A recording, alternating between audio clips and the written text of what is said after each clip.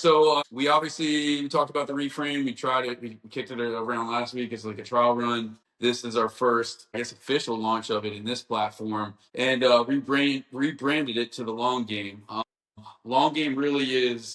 If you've been on these calls consistently over the last 2 years since I've done them, you know that it's got a good bit of real estate in it. But my purpose with doing these and our purpose moving forward has and always will be to help you guys find progress wherever that might be. And that really is the long game. So, we'll touch on real estate stuff. I don't know that today will be a heavy real estate focus, but it's always going to be with the backbone of helping you guys find progress. I've always contended, those of you who were with me at Atlas, and I've carried this here, and I know VYBE is the same way, which is why we aligned with them, is we don't want you to just be better real estate agents because you're here. We want you to be better people because you're here. If this hour that we have together can play a small role in that, then we've done our job. So that's really the genesis with this, and will be the backbone of it moving forward. So appreciate you guys being here and spending some time with us. If this is interactive, so if there's anything that you want to jump in, if you have a burning desire, please jump in, because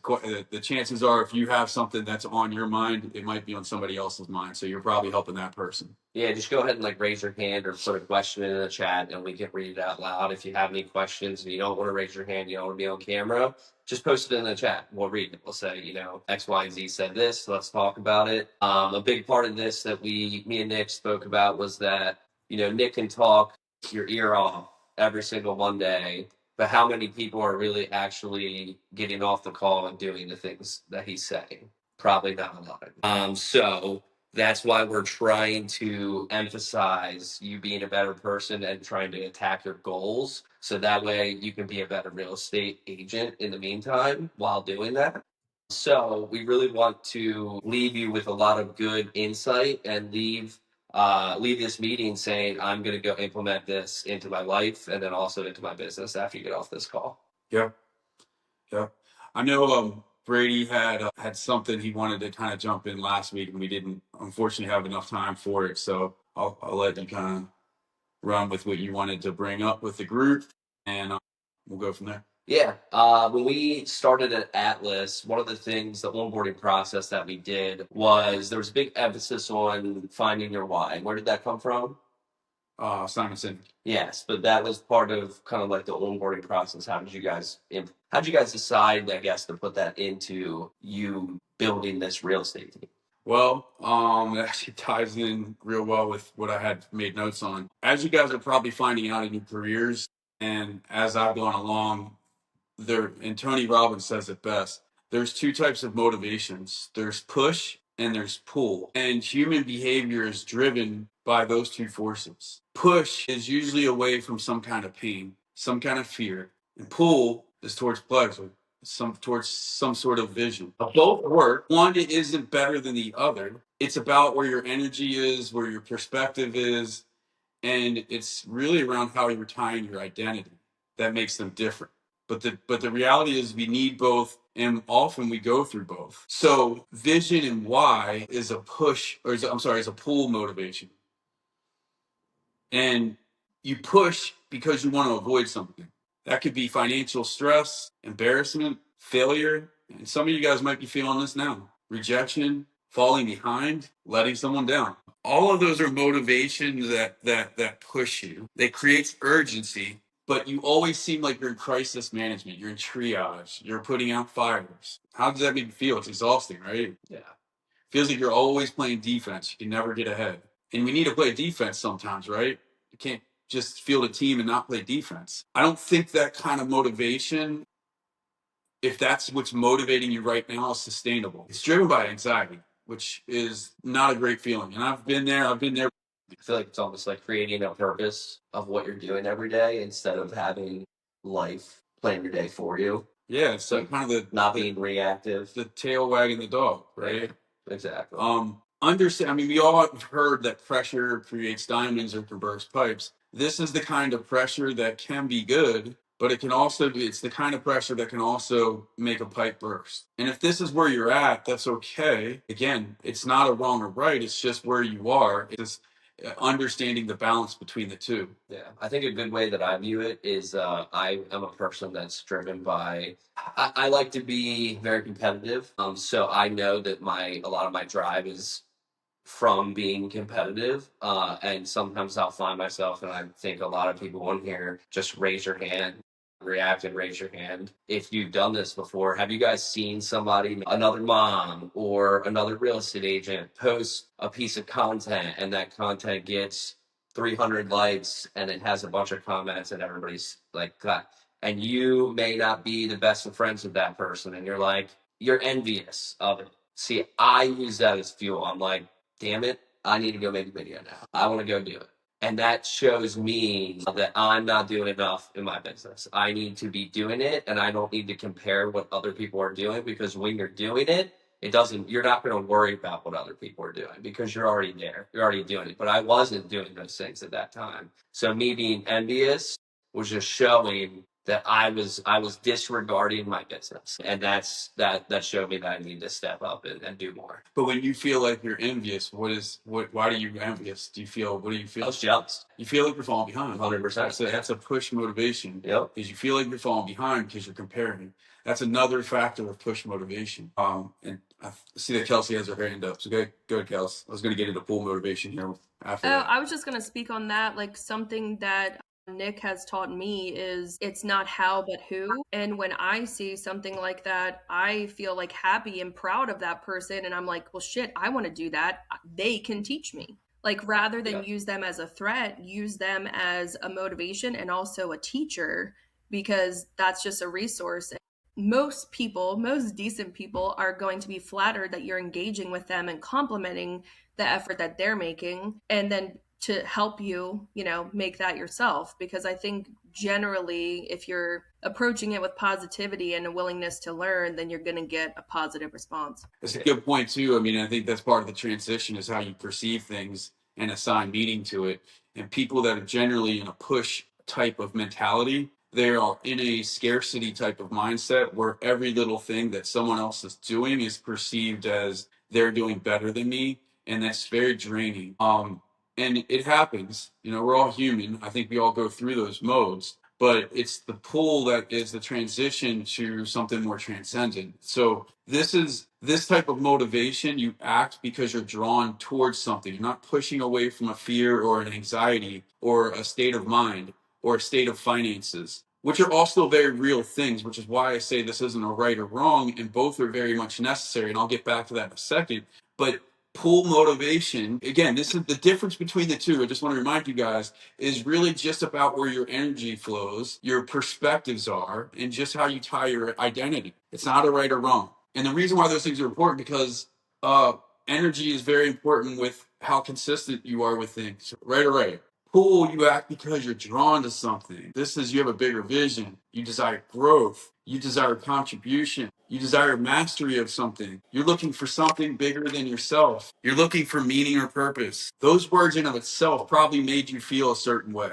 And my guess is it energized you, maybe some thoughts running through your head. It gives you creativity, and it makes you act with more purpose. I think, be willing to bet, of the 22 people on this call, 22 people want to act with intention, want to have purpose with what they're doing, not flying by the seat of their pants, not being in triage all the time. If that's you in your business, you probably seem exhausted some days, a lot of days, every day. This is different because it's energizing. Yeah, I think if you're the type of person, which I still do it sometimes, but I used to do it a lot, that Sunday night you're making a to-do list for the week and you are so motivated, or every night you're so motivated to do these things, knock out all these goals that you have, and then you wake up Monday late. You already missed the gym, so that's one that you already didn't do, and now you're on a downhill slide. And what are you doing? You're trying to play catch up. That's what makes you exhausted. Yeah. So this is different, because when you're acting with a pull motivation, those of you who play sports, you're playing offense. When you're playing offense, you're on the balls of your feet. You're ready to go. You're not waiting for the offense to do something. You're not waiting for the day to do something to you. You're going after it. Your framework matters. If you're saying, I have to do this open house, I have to meet with these clients, I hate to say it, but you're in a push mentality right now. Your push mentality. I've done it.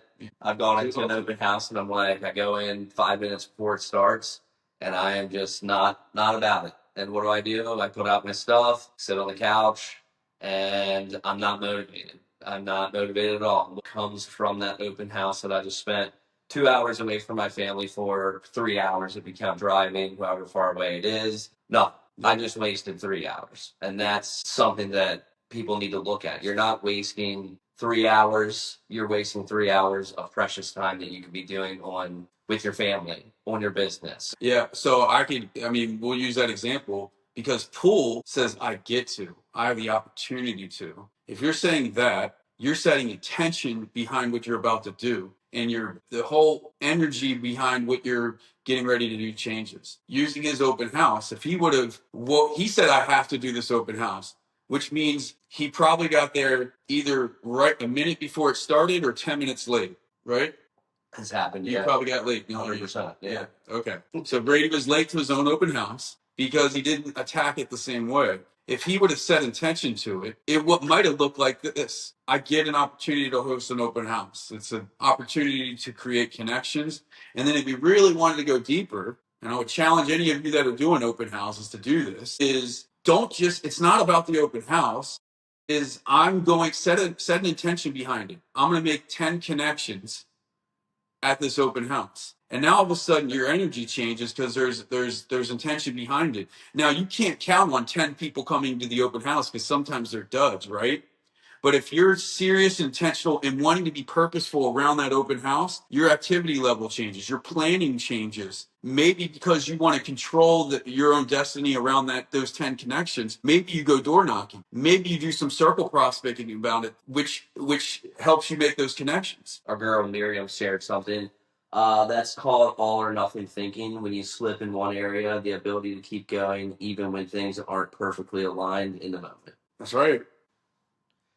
I think that brings us back to what I wanted to talk about today. The push and pull mentality was a perfect way to set this up. But exactly how we got this conversation started was maybe being able to find your push and pull mentality might be easier with finding your why. What is finding your why? So the whole purpose of helping people find their why, find their purpose, and it's something I've been helping people do, coaching people into for years now. So I have a process to help you get that out of you. But it is so that when it gets hard, because it gets hard, right? Very hard, yeah. When you say no, I want you to remember that you're saying no to what we pulled out of you, the emotional connection to why you're doing what you're doing. Yeah, I think helping you that when those push days come because you're just not feeling it, you know how to control your tempo, control your rhythm. Big on that. Into getting yourself back into a pull mentality because that's where your energy is flowing differently. It's flowing with intention. You're walking with your chest high. You're ready to go. You're attacking your day. You're playing offense, not running in triage in the emergency department in your head and in your business and in your calendars because you're just putting out fires. Yeah, I told Nick that everybody, when they do their why, a big part of their why is probably most likely going to be your loved ones, your family, whoever is the most important in your life. That's going to be most of everybody's. And sometimes it's just not big enough. You're not putting enough around your why. You're just saying, because I want to support my family. Like sometimes that's not big enough and you need to dive a little deeper, which to me, when Nick said that, I'm like, what is just not supporting my fit? Is that not deep enough? Is that something that I need to dive in deeper? So how I found out exactly what he was talking about was, and I'll use the gym as an example. I wanted to get into the gym more. I wanted to lose some weight, and I wanted to do it because I wanted to look good. I wanted to look better. I wanted to be skinnier, and that wasn't a big enough why for me. It wasn't at 4:30 in the morning when my phone rang. It wasn't a big enough motivation to be like, all right, I want to look better, so I need to get up and go to the gym. It just didn't do it for me, and I figured that out. So what happened was a few months went by. I got my blood work done. and my blood work came back and something was a little high. And Darby, being the nurse that she is, made it a lot bigger of a deal than it was. But she said, you need to get this checked out. Like, you need to work on this. And so what I did was I reframed my why, and I said, if this is truly as bad as what she's saying, which I don't think it was, but I respect her for it, I need to reframe my why as in, when my alarm goes off in the morning and I don't want to get out of bed and I don't want to go to the gym, it's not because I want to look good. It's because I want another day to hug my family, because I want to be healthier. If I say no to going to the gym that morning, that means that I don't care about hugging my family one more time. That's a reason to get out of bed. That's a reason to go to the gym. And I know that sounds simple. Going to the gym equals you get to hug your family one more time, or not going to the gym equals. But it does. But it does. At the end of it, it really does. The biggest mistake that people make when they set goals and they try to create a vision is they don't go deep enough as to why that's important. Everybody says their why is a lot of the same things, and it's usually around their family, but they don't dig deep enough to attach an emotion behind it. And emotion is what moves you. The why doesn't really move you. Anybody that's told you that is it's a little bit of a myth. The why doesn't move you, it's the emotional connection that moves you, and we don't go deep enough at doing it. What I try to do when I've taken people through it, and those of you that have been in the room and I've done it for, you know what I'm about to say, is I'll ask you why, what impact. And it's usually my goal is to go through 5 of them, because you're going to get deeper and deeper every time you answer that question until you've hit the root why, the root reason of why your kids, why your family, whatever it is, the first thing that you said is truly important. And a lot of times it results in tears. That's when I know that we've gotten somewhere. And that's what I want you to feel when you're in that push mentality, when you're in that scarcity mindset, when you're in that I don't want to do it. I don't want to set intention around that open house. I just want to go do it and get it over with. You're saying no to that. Whatever got you emotional about your why. And that's what creates activity. That's what creates energy. A big thing too that I brought up to Nick last week, because I started to a podcast brought it up in my mind, and it sparked like an idea. I'm like, okay, there's another layer behind finding your why too. And that layer was not only finding something that meant enough to, for me, get me out of bed and go to the gym. I'm trying to find a way to rephrase it, but you have to find something that the things that you do throughout the day, a lot of them are going to suck. Waking up in the morning, going to the gym that early, doing the workout sucks. Planning to do your open house, passing out the mailers, knocking on doors, it sucks. Your why has to be a lot better than however much energy that takes for you to say yes to it. If it's not there, you're not going to say yes to it, and you're not going to do it. And how I reframed this in my mind was, nobody sees the value at the end of finding your why, because it's not there. So let's say regarding the open house and bringing back the real estate, if you're sacrificing your time with your family, if you're sacrificing your time with your friends or golfing or whatever it is that you love, it is measured and it is weighed. You already know the amount that you're sacrificing before you even do it. But the problem is that you don't have anything at the end of the tunnel yet. You're zero. Contract zero. People met zero. You're already there. There's nothing there that you're 100% going to have. And I think that's what stops a lot of people. And how I reframed it in my mind was, and every single person on this call would say yes, if I told you that if you posted 30 pieces of content this month and you knocked on 30 doors and you made 30 phone calls, that you would get 3 transactions out of it, because I just gave you 100% yes to you are getting 3 transactions, would you do those things? 100% you would, every time. Because you know that you're getting 3 transactions out of it. Why aren't we doing it even though we don't know that we're getting 3 transactions out of it? Yeah. Why? Because there's no clear outcome to it. There's no clear outcome. There's no guarantee. How hard would you push if you didn't know where the finish line was? Would you even push? Yep. But the reality of it is, what's your percentage of getting any of that if you don't do it? Yeah. 0. Yeah. 0%. So reframe the way you think about it. Have your why push you to do those things and make the calls and make the door knocks and pass out the flyers and get ready for your open house. Because Like I just said, those 3 things will happen. You will get those 3 listings if you do those things. It just sucks doing it. So your why has to be better than the energy it takes and the suck of doing those things. It just has to be rooted in something deeper.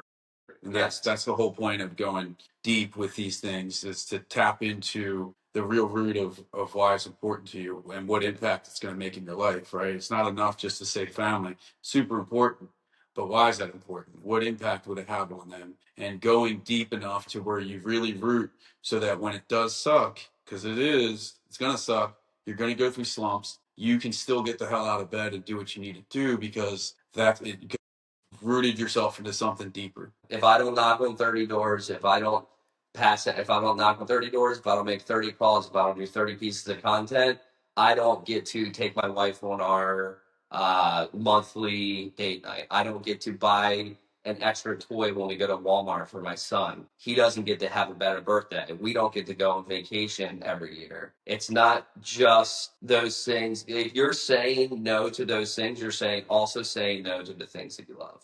Those things over here. Let me help you a little bit with this, because I don't want to just speak in concept with you guys, because I know that sometimes that can get lost and it can feel too big. I was just going to say, I think I know you both well enough. And Brady, you're just giving examples, but just to share with the group, I think we can all agree that open houses are not for everyone. Door knocking is not for everyone. Cold calling is not for everyone, right? So I think it could be neat to consider how your why and your ultimate goal can craft the journey in which you get there, because the same things that are important to you to motivate you can also be like, okay, well, how am I going to hit this number that allows me to take my family on our dream vacation? Like the method of what you're getting there for your business as well.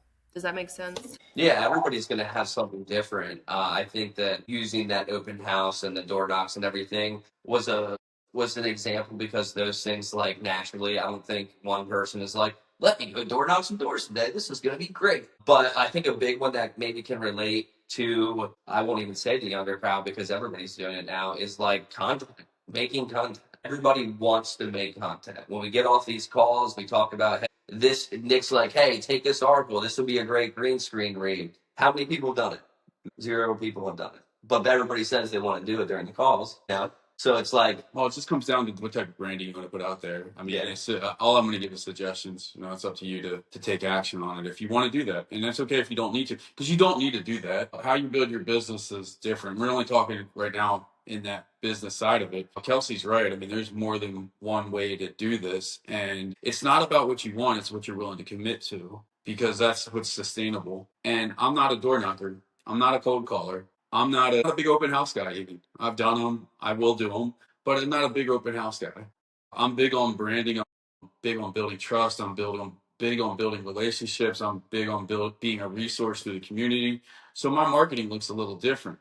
And I'm willing to commit to that, whatever that might be. So my social media looks different. The consistency around my social media looks a little different. The messaging looks a little differently. Not right, not better, just different. And the same can be true to you. It's just what you're willing to commit to that is what matters. But it has to be grounded in something that is deeply rooted in your why, which is the whole point of what we're talking about, so that you do it consistently, and you do it when you feel like muting yourself. I mean, let's face it, there's times we go through rough points where we just want to mute ourselves because we don't feel like putting ourselves out there, and that's okay, but it's not helping you get closer to your bigger vision. So that's the connection I wanted to make with this. I think James has something in there. We are what we repeatedly do. Excellence then is not an act, but a habit. Yep. Yep.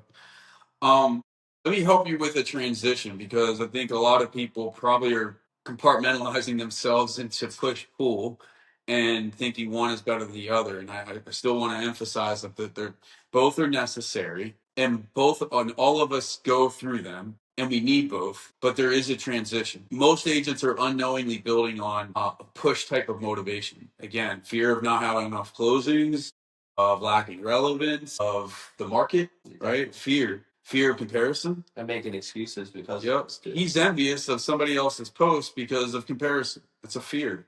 Yeah. Again, this is you if you're going through emotional roller coasters. It's high stress. You can stay in that game, it's just not sustainable. So, how do we transition? If you need that external validation constantly, you're in a fear based, a push based motivation frame of mind. And there's a time for this, but how do we make that transition to something bigger? And the first step is to identify what that driver, what that motivation is. So be honest with yourselves. Are you running from something or towards something? What are you secretly afraid of? What excites you about what you're building? Or are you even excited about something that you're building? Because some of us haven't even set up what we're building towards. We're just doing shit. So the first one is identify that driver, that motivation. The second one is to clarify your vision, clarify your why. Remember, push is escaping and pull is building. Sometimes we need both. I said it, but I'll just to emphasize it. What's the emotional connection? Is there emotional connection to what you're building towards? If not, we can tap into that. And you owe it to yourself to tap into that. If you're avoiding getting emotional around your why, that's another fear, but it's not serving you. So what happens if I got into real estate because I want to make a lot of money and I want a fancy car? Great. What's a lot of money? Would be my first question, because it's got to be specific. What's a lot of money? Do you think if I get to the end and make this, what's a lot of money? You're gonna engage me. I'm gonna give it back. What's a lot? $5 billion In 5 years? 5 years? Okay. He's not right. That's big, right? That sounds scary. Sounds almost foolish, right? He's not wrong. What changes? His commitment level is going to have to change. It's not what you want. It's what you're willing to commit to. You might be saying, oh, 5 million is not stupid. It's not. He might just be willing to commit differently than you. And then my question to you would be, why is that important to you? That's where You just put yourself on the spot. Well, no, I'm using this as an example. I'll take you through it, but it's important because I want to live a more lavish lifestyle. What's important about a lavish lifestyle? You know, grew up with not a lot of money, and I want to show people that I'm successful. Why do you want to show people that you're successful? Because it makes me feel better when people look at me and think of me as successful. What impact would that have on you? It would just make me feel better at the end of the day. Why is it important for you to feel better? Live a happier life, I guess. What kind of impact? What does that look like? Happier life. Just having the things. I think it would make me happy. This is an example. He's avoiding emotion. Our point is, there's a lot of people that get into this business, and it's not anybody on this call, I don't think. But there's a lot of people that see the shows and they see how much money you can make in real estate, and one of their biggest motivating factors is like, I want to make a lot of money. I want to have this car. I want to have this fancy thing. If that's what you're doing, you're going to fail. Because at the end, even if you make it there, let's say I do make it to 5 million, do you think I'm going to be happy? Do I think that's not for me to decide? I would. Happiness to it. The point with that is that exercise is that for most of us, that asking those questions gets you clarified onto an emotional reason of why that 5 million is important. And that's the second way to transition from a push to a pull motivation, is to clarify your vision, clarify your why, and attaching an emotion to it. Emotional connection. It's got to be rooted in something emotional. The third way to transition is keep your outcome goals, but focus on identity goals. What are outcome goals? They're production, they're numbers. Keep them. They're necessary, they're important. They're measuring sticks, they're scoreboards. We need them. But you got to focus on the identity goals. For a lot of us, we avoid it. And for us, find it more with newer agents because they are trying to make it. And I get it. And shit, even veteran agents are sometimes trying to make it because it's hard. So focusing on identity doesn't seem like the sexiest thing to do because it's not the lowest hanging fruit. I need money. I need transactions, right? But if you're building for the long term, and building's the key word, and not trying to escape the scarcity of not having enough transactions, you need to be doing both. That's why I said keep your outcome goals, but focus also on identity goals. You have time for both. You're not prospecting 8 hours a day. You're not going on 8 open houses a week. You're not going on 12 appointments a day. What are you doing with your time? There's time. You have time. It's not about what you want, it's what you're willing to commit to. You're just not committed. You need to have transaction goals, but you need to have transformative goals to build sustainability. If you're in this business and you want sustainability, you need both. You can't just focus on transactions. You will always be on the hamster wheel if you do. And if that's what you want, that's okay. Again, this isn't better or worse, right or wrong. This is trying to make your life easier by focusing on where your energy is. Consistency with success. And I guess let me digress for a second. One of the important pieces of this is you also need to define what your definition of success is. Yesterday on the LPT call, I said that I don't know that I see myself going to 35 plus transactions. And I don't know if that's a shock to any of you guys. I think sometimes it feels weird to say that I'm not pushing any harder than that. You know why? I'm 46 years old, and I know that I make a pretty damn good living between 25 and 32 transactions. And I know I can do that through my database with a good amount of effort and being relational with people and doing the things that I like to do with the people that know, like, and trust me the most. Have you done over 36? Have I done over 30? The most I've done is 40. How exhausting was that? It was 2016, and I did 23 million, and it was brutal. So you would rather make less, spend more time with your family, be happier than push. That's my definition of success. You need to define your definition of success. I don't need to build any more past that to be happy with my level of income and to do just about anything I want in life. So that's where I'm going to go. You need to define that. That's part of this as well. Part of that vision why is defining what that success is. It's not somebody else's. Where's Pip? Is he on here? Does he do like 75 transactions a year? I think he did 90 last year. Yeah. Who's looking at Oh, him? yeah, there's Caitlin. She can tell you. Yeah. Yeah.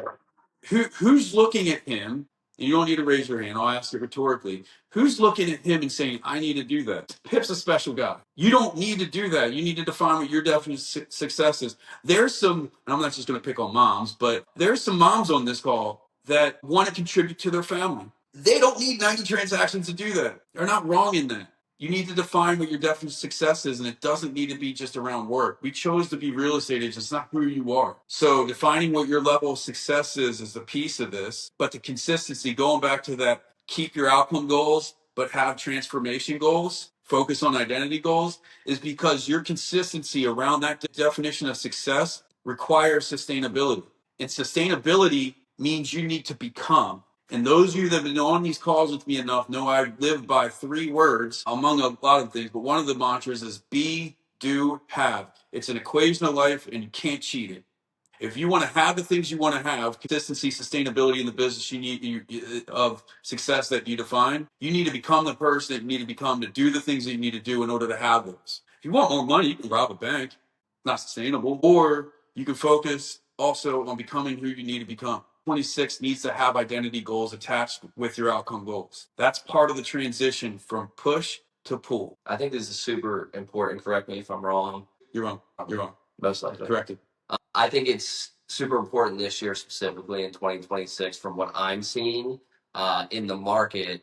I think the days of people looking at saying, hey, we're ready to buy a house. Let me go talk to Aunt Sue and see, she's got her license. Let's just go ask her. I think those days are over. I see a lot more people coming into open house unrepresented, or hey, we're talking with this guy, because they want to know that you're an expert.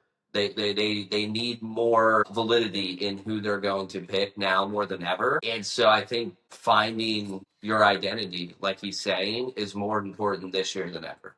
Would you agree with that? I mean, I think the market has definitely moved into desiring a higher level of expertise and professionalism, and they deserve it. The public deserves it, and we need to give it to them. Part of becoming is what kind of professional are you becoming? Do you have processes? Do you have systems? Are you differentiating yourself? Are you differentiating your clients, whether it's an offer for a buyer or listings? Because listings are getting harder to sell. So how are you marketing? Just slapping them on the MLS, putting a sign in the yard? Because that worked in 2021. It's not working to the same level now. So yeah, evolving as an agent is part of becoming. I think what we spoke about 2 years ago, or a year ago at this point, no, 2 years ago, when everything was changing in terms of the buyer brokerage agreement, and everybody is freaking out. I think what we said in that call, I remember it, was it's going to weed out people that are bad at their job, and that's what it's done. So don't be the person that's bad at your job. Be the person that can go fight for your commission and prove that you know what you're doing and you're going to get your clients exactly what they want. Because the people that can't, like Aunt Sue, who's just, hey, Aunt Sue, can you take us to this house? They're gone now. I had an agent get mad at me because I do. I'm just going to say what I do. I do a 3% commission for when I list, and then we decide when offers come in, we'll pay out. That's how I coach most sellers up. I think it's fair. And an agent got mad at me because they only agreed to 2%, and I got 3. And I said, "Why are you mad at me that you can't justify your own value? That's not my responsibility. How entitled do you think it is that I have to make my folks give you more money? Yeah. You figure out your own value and fight for it." Sorry, did you read the buyer broker agreement? Because it says on there how much you're getting paid by your buyers. That was a fun conversation. Wait, a question sparked up that brought me back to when I first started real estate. It might be easy, quick answer from Nick, and it might help some newer agents out. When I first got started, and you're not making a lot of business, you probably, at least for me, came from a job that paid like crap. I didn't have a lot of money. And one of the biggest struggles that I had starting off was we want to do these things that put us ahead of the game or make us stand out to our clients, buying them closing gifts or sending them stuff for their birthday and stuff like that. Or maybe it's mailers. They each cost $1 for stamps or even more. I wasn't able to do that. And I thought in my head, I'm like, man, this sucks. I'm getting told all these things to do, but I can't because I don't have the money to do them. Like, how do I be that agent and I don't have the money to put towards these things that's telling me to be that agent? Would you have any advice for somebody who's kind of going through that? You find some free methods to do that. You can be grateful. Two answers. You can be relational and free. Yep. But also leverage your vendors. Let me get you through the transition here, just because I know we're up against it. But I talked about I just talked about keeping outcome goals, focus on identity goals. The 2 more here. What is this? 4th thing you need to do is reframe your activities. This is a wiring mechanism. So stop with the have to bullshit. You don't have to do anything. You're an independent contractor. You choose your own level of success. Stop blaming it on the industry. You chose this. You have the opportunity to. That's the reframe. And then attack it with full intention. Stop with the bullshit in your head. Because if you say no to it, then you said no to your why. Control your energy around it. There's an analogy: control the cape, acknowledge the bull. You're bullfighting. The bull's the market, the bull's the rates, the bull's the competition. Acknowledge it, but focus your emotions, energy, and actions around the cape. That's the cape. Your emotions, energy, and action. That's empowered. All of us have that capability. That's not a superpower. That's a human. Because your heart's beating, because you have a pulse, you have the ability to do that. Reframe your activities. And then the last one is moving into an infinite mindset. Infinite Game, Simon Sinek, read it. He'll do a much better job of explaining this than I will in the next 30 seconds. But a finite mindset in business is a disease, and everyone does it. I'm number 1. First off, a finite game is a 9-inning baseball game. It's a 4-quarter football game. There's a beginning and there's an end. There's a clear winner and loser. Business, parenting, life, it isn't finite. There isn't a winner or loser. It's perpetual. It's kicking the can down the road. It's how can I be better today than I was yesterday? So by adopting an infinite mindset, you're no longer looking about how you can be better than the next person. You're just saying, how can I be better today than I was yesterday? And that's not hard to do. Define your definition of success for you, not based on Pip doing 90 transactions or me doing 30 or Brady doing 14 million. Play your game and then just get better today than you were yesterday. And if you need help defining that, I'm happy to help you do that. You know you're transitioning when identity becomes greater than outcome, meaning becomes bigger than metrics, mastery is better than money. Money's still pretty good. Contribution is better than comparison. Keep looking at my computer, but the camera's up there. When those shift, your energy shifts. So what's a good, so we can send them off with some action items? I just gave it to them. I was just about to say, let's recoup them. What's a good top 5? How to transition. Identify your driver, your motivation. Clarify your why, and more specifically, the emotion behind it. Root it in emotion. This is my cup of tea. If you need help doing that, that's I'm happy to help you with that. Those are some people on here that we've done this together. Keep your outcome goals, but focus on identity goals. How are you getting better? How are you becoming? How are you evolving? Reframe your activities and then move into an infinite mindset. Simon Sinek's book will help you with that last part. Cool. I like it. So, Kelsey, you got anything to add in terms of events? Nothing finite that I want to share yet. We're working on wrapping up some dates for a few things in the next couple days. So Miriam and I will get those out to you guys. Let me just address really quickly. I have a lot of people reaching out to me about the status on LPT. So we had a very, very small pioneer group, my volunteer guinea pigs that went over last week, just to look at the process, understand a little bit more, and see how we can support you guys in making the process even smoother and just kind of creating some systems on our ends to get that rolling. So this week I'm in a pause. I'm just getting things together on our end and helping my team kind of take a beat and prepare a little bit better for the future groups. Next week I have another group prepared to go. And then every week there on after, unless we hit like a major hiccup, which I'm not anticipating at this point, we'll keep rolling in groups of like probably 20 to 30 for the next few weeks until everybody's over. So I know you're all eager. I'm eager too. I want everybody to be there, and we will be very soon. Within, a month, I anticipate everybody being moved over. So there's not going to be like you're missing the boat. It's going to be more enjoyable for all of you if we keep with the small groups rather than bum rushing and overwhelming the system. Be patient with the ops team. The whole team is doing 2 jobs right now: their regular full-time job and their contribution to the transition, which is a lot.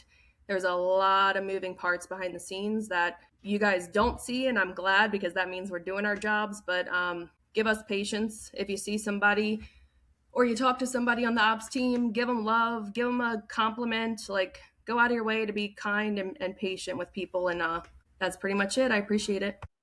How many people have officially gone over so far?